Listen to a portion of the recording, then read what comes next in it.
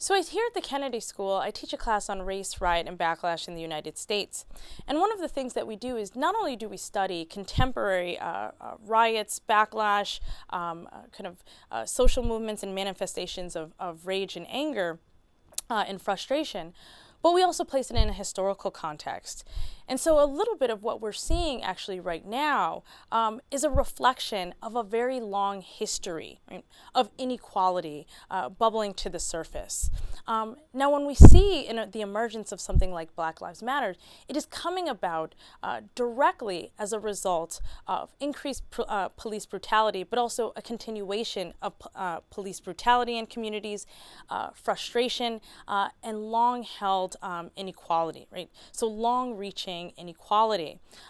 So as we begin to see the proliferation of police brutality cases, but also as we continue to see widespread poverty, inequality, segregation, discrimination in these communities, that's where we're seeing marches and protests, right? In addition, what we're also seeing is that with new technology, like social media, Facebook, Twitter, that the ability for these groups to organize and to come together, right, and to talk about and really protest based along similar beliefs and similar experiences has allowed for new kinds of movements.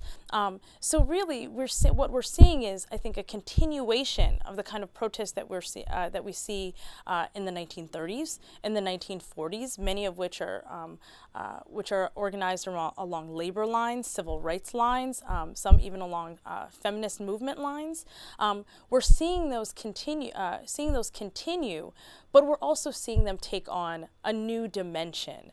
And so I think it's no coincidence that many of these protests are emerging, right, as we are beginning to see, as we are at the tail end of Barack Obama's presidential term, and as African Americans are expressing frustration over continuing discrimination, continuing inequality, and the continuing presence of police brutality in their communities.